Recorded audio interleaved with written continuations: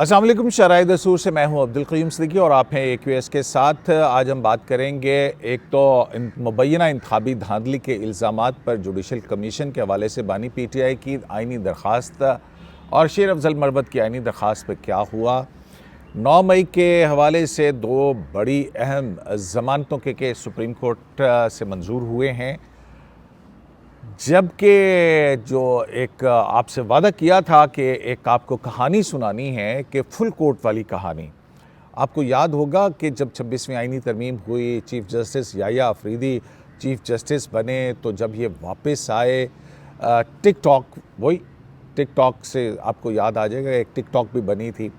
और फिर उसके बाद क्या हुआ था, उस फुल कोर्ट की कहानी है, उसमें कुछ चीज़ें तो हमारे सामने आई, लेकिन एक बहुत अहम चीज़ जो है वो पर्दे से ओझल थी।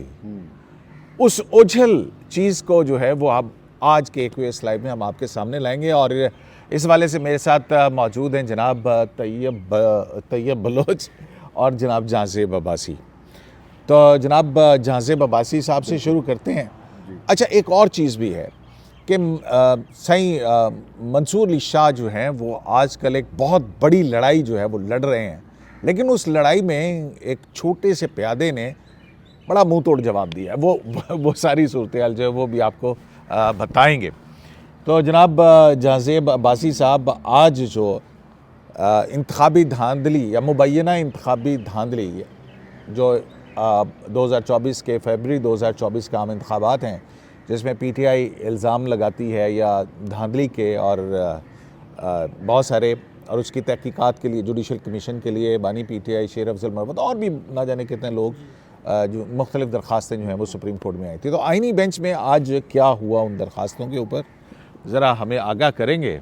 जी हाँ सिद्दीकी साहब, आज जस्टिस अमीनुद्दीन ख़ान की सरबराही में 5 रुकनी आइनी बेंच था जिसने ये आखिरी केस टेकअप किया धांधली के हवाले से, मुबैना धांधली के, जो आम इंतखाबात 8 फरवरी 2024 को हुए थे। हामिद खान एडवोकेट जो है वो वीडियो लिंक के ज़रिए मौजूद थे, जबकि शेर अफजल मरवत के वकील रियाज़ हनीफ राही जो है वो यहाँ पे इस्लामाबाद में पेश हुए। जस्टिस अमीनुद्दीन ख़ान ने एडवोकेट हामिद खान से पूछा कि आपने कुछ एडिशनल या इजाफी दस्तावेज़ात जमा करवाने थे, क्या आपने वो डॉक्यूमेंट्स जमा करवा दिए हैं? तो उस पर उन्होंने जवाब दिया कि जो कोयटा बम ब्लास्ट हुआ था जिसमें वकला की शहादतें हुई थी, उसके ऊपर एक इंक्वायरी कमीशन बना था, उसकी डिटेल भी मैंने अपने जवाब में लगाई है। और प्लस 2012 में एक 10 रुकनी बेंच का फ़ैसला है मेमो गेट पे, और उसमें डिस्कशन हुई है कि इंक्वायरी कमीशन या जुडिशल कमीशन जो है वो किस तरह से बनता है या कैसे बनाया जाएगा। उसकी भी सारी तफसील जो है वो आपके सामने हमने इसके ज़रिए रखी है। तो इस पे जस्टिस अमीनुद्दीन ख़ान साहब ने ये कहा कि अब क्या हम सो मोटो पावर जो है हमारे पास तो अब नहीं है। तो उस वक्त जो मामला था वो अलग था। जस्टिस जमाल मनोखेल साहब ने फिर मज़ीद इसको एक्सप्लेन किया और ये कहा कि कमीशन की तश्कील का जो मामला है वो वहाँ पर आता है जब कोई मुतबादल अदालती फ़ोरम मौजूद ना हो।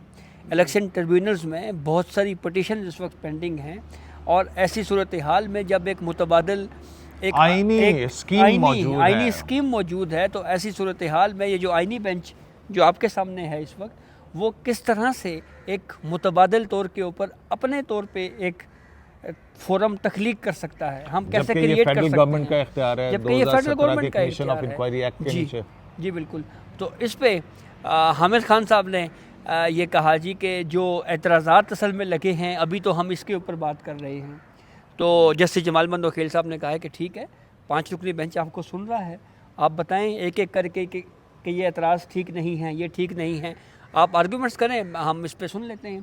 तो उन्होंने बहुत ज़बरदस्त बात की एडवोकेट हामिद खान साहब ने। उन्होंने कहा जी कि मुझे वक्त दे दें। मैं ये हर मरतबा इसी तरह से मेरा ख्याल इस दरख्वास्त के अंदर भी 5वीं मरतबा इन्हीं की वजह से वक्त लिया गया। यही बात जस्टिस जमाल मनोखेल साहब ने कही। उन्होंने कहा 5 से 6 मरतबा आप टाइम ले चुके हैं, बार बार हम नहीं आपकी इस दरख्वास्त को लेकर बैठ सकते, सुन सकते, आप आर्ग्यू करें, आप बताएं कि ये एतराज़ात जो हैं वो क्यों ठीक नहीं हैं। तो उस पर उन्होंने कहा जी कि रजिस्ट्रार ऑफिस कोई भी ऐसा केस जिसमें पॉलिटिकल इम्प्लिकेशंस होती हैं किसी मामले पे, उस पे आंखें बंद करके एतराज़ात लगा देता है। ठीक।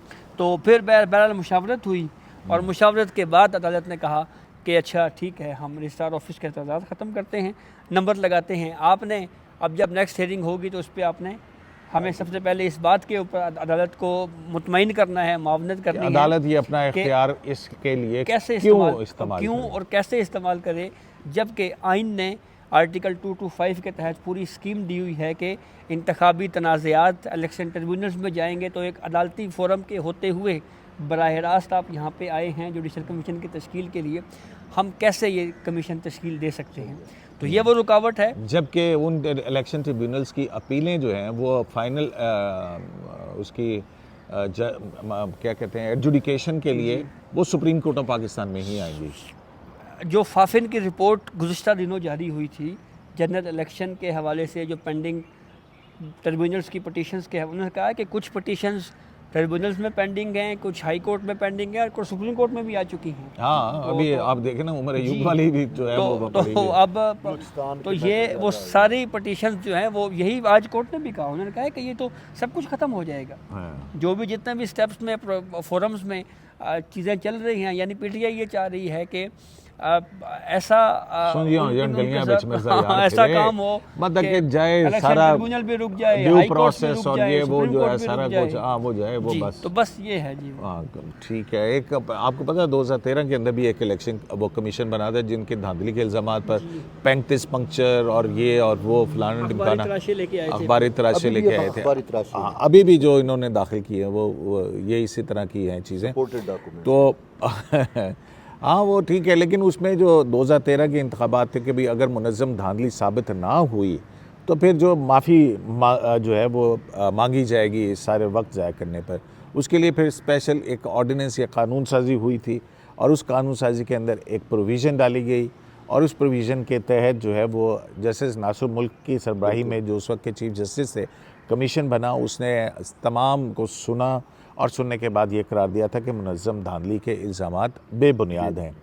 हाँ, अलबत्ता इलेक्शन कमीशन ऑफ पाकिस्तान की कुछ इरेगुलरिटीज़ प्रोसेस के अंदर जो थी उसको ठीक करने के लिए कहा था, जो कि तकरीबन 40 के करीब थी बेकायदगियाँ जो हैं। और उसका जवाब भी दिया था उन्होंने, कहा था कि इलेक्शन वाले दिन क़यामत सुगरा का मंजूर हाँ वो एक आरओ को बुला के और फिर सारा कुछ हुआ था।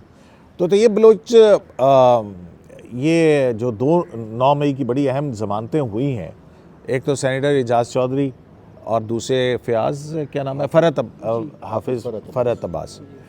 तो आज इनमें क्या हुआ और कौन सा बेंच था, प्रोसिक्यूशन ने क्या किया? सर बेसिकली देखें ये था जस्टिस नईम अफ़गान वाला बेंच था और 9 मई में ये लोग मुलव्वस थे और उनके थे और इसमें जो है वो ज़मानत क़ब्ल गिरफ़्तारी का मैटर है, ठीक है। जबकि केस जो है वो चीफ जस्टिस यहाँ से इंसदाद दहशतगर्दी की अदालतों को भी भिजवा चुके हैं और 4 माह का भी है और सारा कुछ है। तो उस पर जब ज़मानतों वाले मामले को आज देखा दोनों केसेस में, जस्टिस नईम अफ़गान साहब का ये था कि अब इस केस में रह क्या गया है ना, अब तो ये मामला चला गया इंसदाद दहशतगर्दी की अदालतों को। अब चेंज जाया कि ज़मानत क़ब्ल गिरफ़्तारी, अब ये वो जब चलान वो वकील ने बताया तो अब तो चलान भी हो गए, चलान जमा हो रहे हैं, चीज़ें हो रही है, तो अब इन्होंने गिरफ़्तार करके तो क्या वो करना है। तो इस पर उन्होंने कहा कि ठीक है अब इसमें तो रह कुछ नहीं गया, आप जो है इनकी ज़मानत क़ब्ल गिरफ़्तारी खारिज कराने के बजाय प्रोसिक्यूशन को कहा कि आप अपनी इंटेंशन जो है वो इंसदाद दहशतगर्दी की अदालतों पे मरकूज़ रखें, ट्रायल पे मरकूज़ रखें, ताकि वो जो 4 माह का टेन्योर है उसमें ये चीज़ मुकम्मल हो जाए ना। तो इस पर उन्होंने कहा कि आपको क्या आप कर लेंगे मुकम्मल, हमें तो नहीं लगता आप मुकम्मल कर लें, ये प्रोसिक्यूशन को कहा। उन्होंने कहा नहीं जी हम जो है वो करेंगे। तो यूँ इस बुनियाद के ऊपर जो है वो अदालत ने दोनों की जो है हाफिज़ फ़रहत अब्बास की भी और एजाज चौधरी की भी ज़मानत क़ब्ल गिरफ़्तारी जो है वो मंजूर कर ली है। और मामला आपको पता है कि ऑलरेडी चीफ जस्टिस की जानिब से जो केसेस चल रहे थे वो वहाँ पे वो भिजवा दिए हैं चीफ जस्टिस की जानिब से। और 4 तो वो जो पंजाब प्रोसिक्यूशन ने 200-250 मुकदमात के हवाले से स्पेशल प्रोसिक्यूटर जनाब जुल्फ़िकार नकवी साहब को किया, तो उन्होंने कोई जादू नहीं चला फिर अदालत के ऊपर उनका? उनका जादू देखें ना सर, ये पूरे उसमें जो उन्होंने फ़ी मुकदमा जो बाकायदा उन्होंने अपनी 2 लाख रुपए 2 लाख रुपए भी मुकर्रर कराए और 200-250 मुकदमात थे, और उसमें देखें उनका जो जादू जो चलना था वो तो चल गया ना सर, वो तो उस टाइम ही जादू चल गया था। सही। बाकी केस के अंदर जो है वो उन्होंने खातिर खा कोई ऐसी बात नहीं की कि जिससे उनकी ज़मानतें भी वो जो है मुस्तरद होती और जो है रिमांड भी मिलते, रिमांड भी इनको नहीं मिले। अब उसमें बानी पीटीआई का भी रिमांड का मामला था, सनम जवेद का भी रिमांड का मामला आपके सामने आया था, और बाकी इनकी ज़मानतें खारिज कराने के भी मैटर थे, तो उन्होंने रिलीफ नहीं ले सके। सर वो बताएं कि वो जस्टिस रिलीफ नहीं। मंसूर अली शाह साहब के बारे में बताएं क्या ना। क्या जस्टिस मंसूर अली शाह साहब के बारे में क्या वो जो आप कह रहे थे, कोई कहानी है बड़ी इंटरेस्टिंग। फुल कोर्ट का कहानी आप हमें बताएं। देखिए बात सर मैं आपको बताऊं कि फुल कोर्ट पे यहाँ पे बड़े मसाइल हुए, मुझे ये याद है, मैं थोड़ा सा पस मंज़र बता रहा हूँ हाँ। कि जस्टिस देखें चीफ जस्टिस ने एक बहुत अच्छा मैसेज दिया था। जस्टिस मंसूर को उसका मुनीब वापस कर दिया था, जजेस कमेटी बनी थी और जज कमेटी में ये 3 चीफ जस्टिस और ये 2 आ गए थे। फिर इन्होंने क्या किया है, वो जिस के इन दोनों ने अलग से मीटिंग की। वो एक है ना, मैं एक पब्लिकली बात कर रहा हूँ कि जिस पर एहसान करो उसके शर से भी कहते हैं बचो।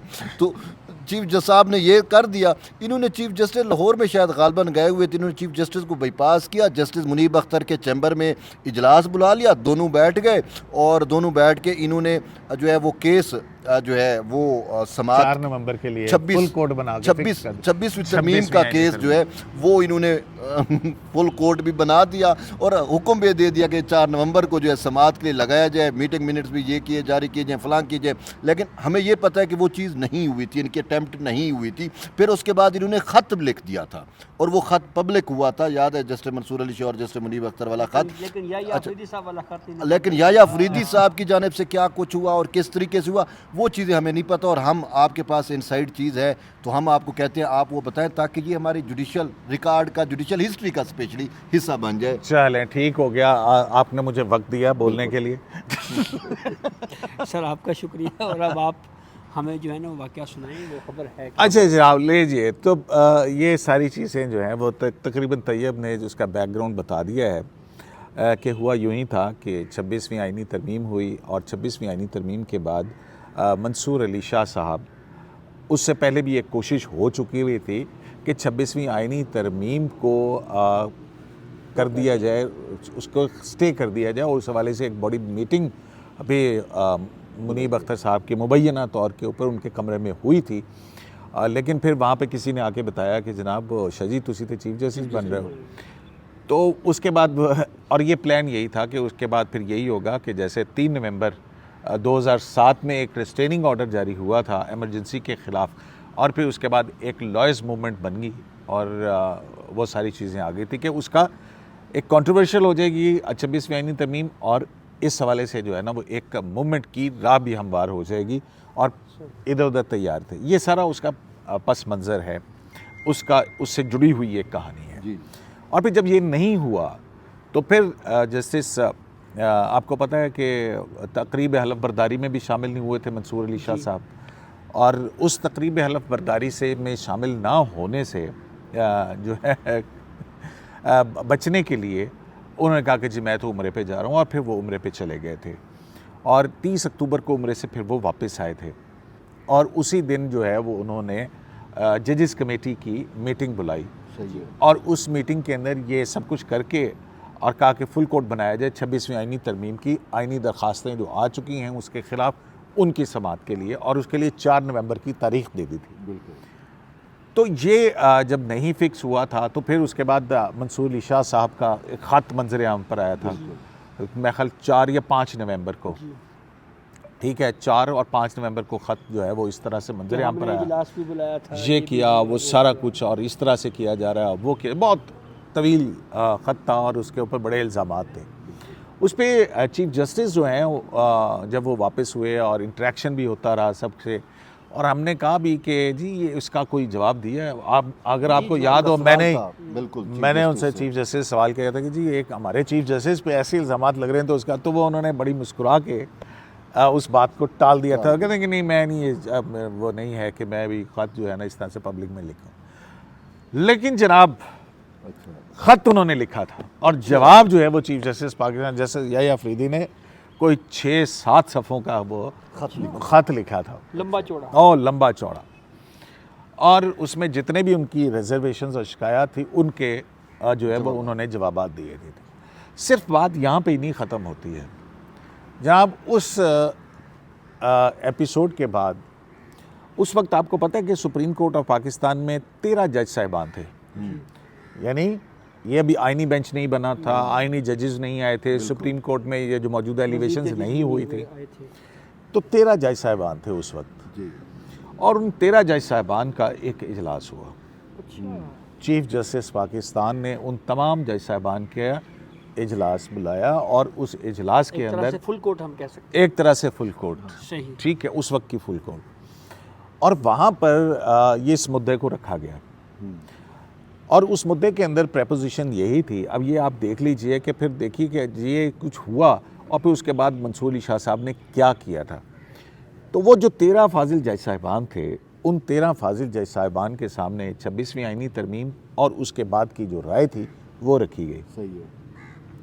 और उन 13 जज साहिबान जो हैं उन्होंने उनके सामने रखा गया कि जी 26वीं आइनी तरमीम के बाद जो आइनी मुकद्दमात हैं वो आइनी बेंच ही सुन सकता है, और उसमें 191A सब क्लॉज 5 के तहत जो है ये मुकदमा जो है वो आइनी बेंच के सामने जाएंगे। तो ये चीफ जस्टिस ऑफ पाकिस्तान की राय थी, और इस पर फिर उन 13 जज साहिबान को पूछा गया। हाँ भाई, आपकी क्या राय है ये? आपके ख्याल में उसमें से कितने जज साहिबान हैं जो मंसूर अली शाह साहब के साथ खड़े थे और कितने चीफ जस्टिस ऑफ पाकिस्तान की इस राय के साथ खड़े थे? चलें आप गैस कीजिए, फिर मैं आपको बताता हूँ क्या नंबर आया था उस वक्त 13 में से। हो सकता है मेरे ख्याल में 2 आए हों, 2। यानी आप कह रहे हैं कि जस्टिस मुनीब और जस्टिस मंसूर अली शाह। अच्छा, आपने कहा ना गैस करो, ये गैस करो। तो हाँ। मैंने गैस तो मतलब आप कह रहे हैं कि 11-2। 11-2। आप सिचुएशन तो 8-5 वाली चल रही थी इससे पहले, लेकिन 26वीं तरमीम के बाद जो है सूरत हाल क्या थी वो मैं गैस यही होगा मंसूर अली शाह साहब के साथ कोई 2-4 ही रह गए होंगे दाने, बाकी तो साइड पे थे या हो गए। लेकिन तो मैं एग्जैक्ट फिगर नहीं बता सकता, लेकिन वो आप ही बताएं, आप हमें क्या गैस करवा रहे हैं? चल नहीं, मैं देखे ना आप लोग बड़े माशाल्लाह हर चीज़ को जानते हैं, क्या जजेस की इक्वेशन क्या है, ठीक है ना? एग्जैक्ट नहीं इन्फॉर्मेशन हमारे पास। हाँ, तो एग्जैक्ट इन्फॉर्मेशन ये है कि उसमें से 13 जज साहिबान में से 4 ने कहा कि जी फुल कोर्ट बना के आप इसको सुने, जबकि 9 जज साहिबान उन्होंने कहा कि जनाब ये बात चीफ जस्टिस की दुरुस्त है और मंसूर अली शाह साहब का मौक़िफ़ ये गलत है।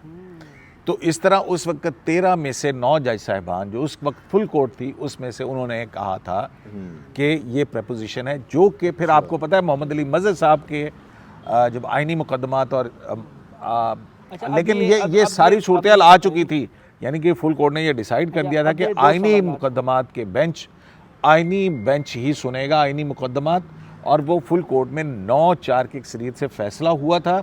और वो सारा फिर इसका ख़त जो है ना वो जवाब रिकॉर्ड का हिस्सा है आज। अब 2 सवाल है, अब मैं 2 सवाल पकड़े ना ही। पहला सवाल आपसे ये होगा कि वो 4 तो शाह जी को मंसूर अली तो शाह साहब के साथ ये है कि उस फुल कोर्ट के अंदर चीफ जस्टिस पाकिस्तान ने शाह जी को इस तरह चित किया।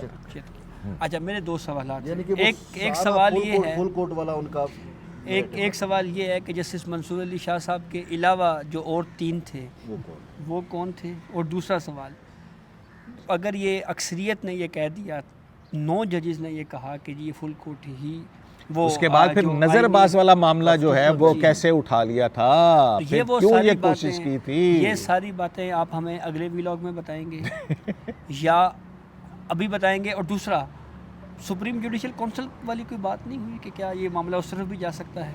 नहीं, वो सुप्रीम जुडिशल काउंसिल वाली ऐसी कोई बात नहीं हुई थी। और मैं ये आपको बता रहा हूँ सिर्फ इस फुल कोर्ट के हवाले से 26वीं आइनी तरमीम के हवाले पर कि फुल कोर्ट बुला के इस मुकदमे को सुना जाए, और 9 जज साहिबान ने ये अक्सरीती राय से ये कहा था कि आइनी मुकदमा 26वीं आइनी तरमीम का वो दीगर जज साहिबान नहीं सुन सकते। 26वीं आइनी तरमीम के बाद अब सिर्फ आइनी बेंच ही इस मुकदमे को सुन सकता है 184(3) के नीचे पटिशन्स को। तो ये जो है ये 9 जज साहिबान की मुतफ़िका राय। तो चार कौन तो से ये 9 है। चार कौन से हैं? मंसूर अली शाह के अलावा बाकी 3 दाने कौन से हैं? 3 मोअज़्ज़ज़ जज साहिबान कौन से हैं? हम ये समझना चाह रहे हैं।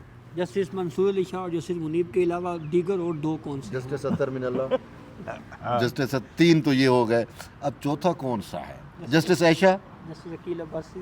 चले मतलब अब आप रखें, मुझे नामों का नहीं पता, ये शायद आप लोगों को ज़्यादा पता है, मैं इसकी तरदीद नहीं कर रहा। सही है। तो ये वो कहानी थी जनाब कि मैंने कहा आपको बता दी जाए ठीक है। कि 26वीं आइनी तरमीम और उसके ख़िलाफ़ आइनी दरख्वास्तों पर जब शाह जी ने फुल कोड बनाने का फ़ैसला किया, उस फैसले को किस तरह से डिफीट हुई थी और वो फुल कोर्ट के अंदर ही हुई थी। तो नज़र अब्बास तो 9-4 से नज़र अब्बास नहीं, देखिए ना, मैं ये कह रहा हूँ कि उसके बाद आप ये देखिए कि उसके बाद नज़र अब्बास वाले केस को उठाया गया, कस्टम एक्ट वाला जो सा था ना, और उसके अंदर फिर एक जुडिशल साइड के ऊपर अपनी कोशिश की गई कि फुल कोड बना दिया जाए, ठीक है ना, उस मामले को तय करने के लिए कि कौन सुनेगा कौन नहीं सुनेगा।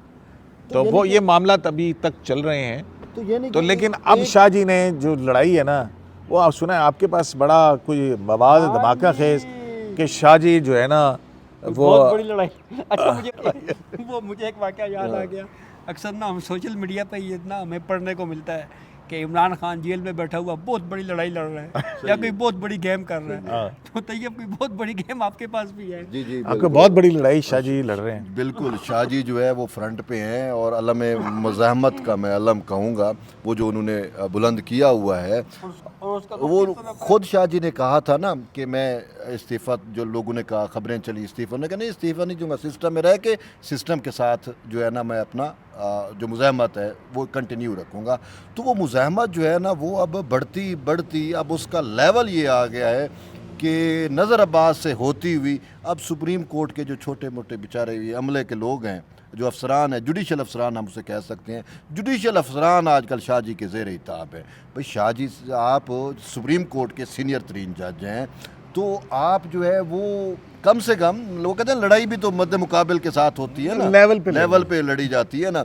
अब पीआरओ ऑफिस के साथ आप लड़ाई लड़ें, ठीक है, तो ये एक बेचारा मुलाजिम, ठीक है ना, तो उसके साथ आपके क्या लड़ाई है? हुआ ये अब 4 दिन की जजी मिली, चीफ जजी मिली सही मंसूर अली शाह को, सिर्फ 4 दिन की गिनती की आपके पास कि जस्टिस अपना चीफ जस्टिस वो भी 2 आरज़ू में कट गए, 2 इंतजार में और 2 नोटिस जारी करने में, ठीक है ना, मतलब 2 नोटिस इन्होंने जारी किए।